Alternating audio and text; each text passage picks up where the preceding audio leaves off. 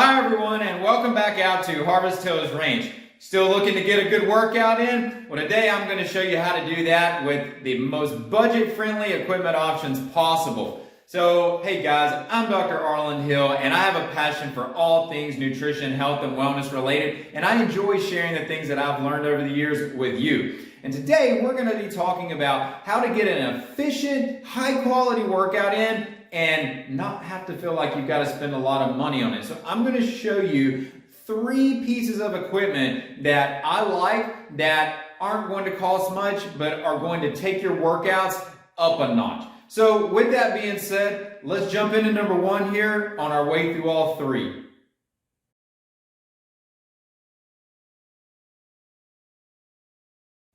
All right, the first piece of equipment is actually no equipment at all, guys. It's your own body weight. So this should be one of the first things as you're getting back into your exercise that you should be looking to utilize. You should get familiar with just how to move your own body weight around. Let me show you 3 simple exercises that you can begin to start with. And listen, if you can't do these with the mobility that I'm using right now, or if you can't do these in the form that I'm using because you're just not strong enough at this point, don't worry about any of that stuff. You can progress up from all of that. So your own body weight. So use your weight against yourself, right? Make it a challenge. So one of my favorite exercises for even beginners all the way up to advanced is a body weight squat. And simply all you have to do is that body weight squat, and just slow and methodical is all we're looking for with that. And you just want to feel the movement. You want to feel the quads contract. You want to feel your hamstrings, your glutes. These muscles should all be working, and even your core stabilizing muscles as you keep your head upright.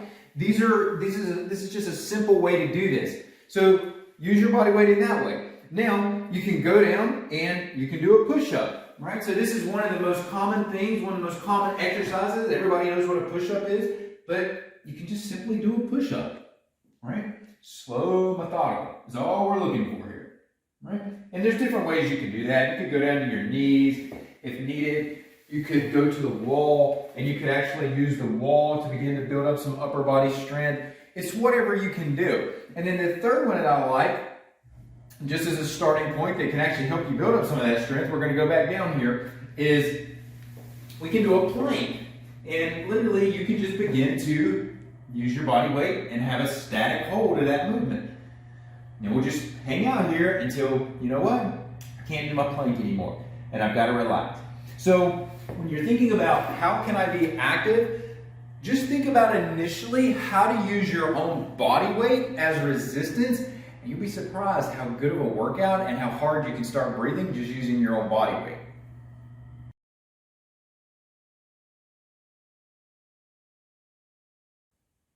Once you've developed your strength and your mobility enough and you're ready to step up above doing body weight training, the next piece of equipment that I would highly recommend investing in are bands. And you'll notice here I've got different color bands. These different color bands are different thicknesses. They're going to represent different strengths, and there's going to be different applications associated with these. But let me give you a general idea of how these things work if you're not familiar with them. So on this particular one, I like these because they have a range of weight on them. And this one's from 30 to 80 pounds. And what that means is that when you have the initial stretch, it's right around 30 pounds. And then as you continue to elongate out the band and stretch it, it gets closer and closer to 80. So there's different applications here. And frankly, these bands can be as useful as you are creative. So for example, one of the things that I like to do with this band and some of the thicker bands, and this is a great warm-up activity, is that squat, that body weight squat that I showed you a little bit earlier. Once you've developed your mobility, I like to be able to take this, just loop it around right here, and then I can stand up and I can do a squat. And now I've got added resistance to my squatting activity, right? So that's one way you can use these. And again, if this is too much, as you're looking to progress, if that's too much, just toss that aside and we'll grab the next one.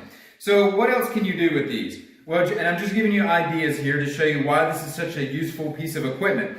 So you could take these and you can literally just bring these up and now I can press overhead, right? So I've got my normal pressing movement. I'm letting my shoulders move naturally.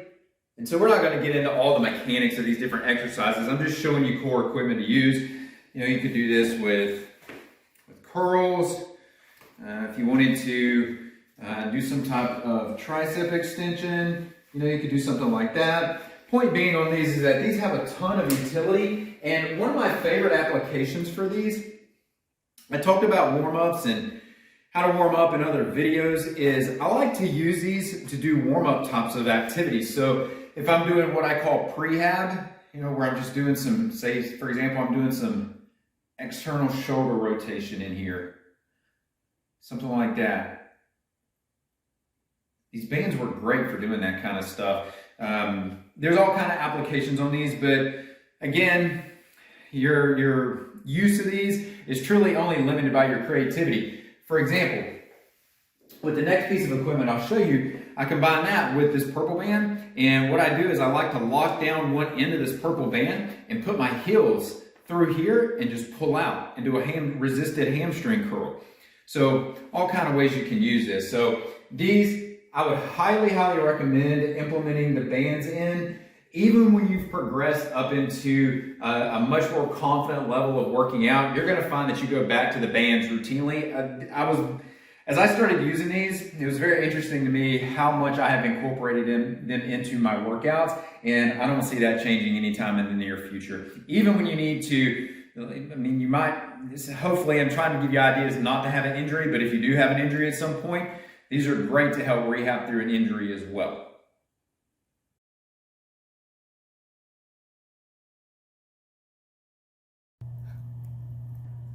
Now, what I would consider last in my list as far as core equipment that you may want to consider, and frankly, I will tell you with what I'm getting ready to show you with this bench, there's probably ways you can use chairs that you have around home, maybe a kitchen table chair to do some of this stuff, depending on the height of it, but it won't be the chair won't be as stable, so that is the reason I like the bench. It is safer. But that being said, the bench allows some versatility because it does get you off of the ground, and it allows you to implement some activities that you may not otherwise be able to do without it. And benches truly aren't expensive. You can get these for just over $100, and I'm sure you could probably even find these for under $100. But I think the bench I do consider the bench a core piece of equipment, and these can be adjustable too. So this is just a straight flat bench, but you can get these to be adjustable if you want to have that flexibility. Now, what can you do with one of these? Well, let me just show you three things off the top of my head. So one, I'm going to stand up here. One of the things that's easy to do, and there's all kind of variations on how you could do this, but some type of stepping exercise, where you're just, again, you're contracting these leg muscles. And this may even be, there's all kinds of different ways you can do this. You can also use this as part of your dynamic stretching activity as well. So as you're thinking about getting these knees out over your toes, increasing the mobility in that knee joint, the flexibility. So the bench is going to be able to help do that. So that's a way to support the lower body using the bench. What else can you do with it? Well, a couple of things here. We're going to do some dips. So if I'm looking at supporting the posterior arm, the tricep musculature in the chest, even some of the anterior shoulder here, the front part of the shoulder, I can just simply do a body weight dip with this. Here we are with the body weight again, right? And so this would be something that you could do in a chair, but even on the couch if you wanted to. But just doing something like this, the bench makes this very easy because it's stable. And that way you can push through the bench and you're not worried about things shaking or moving around like you might have with a chair at home.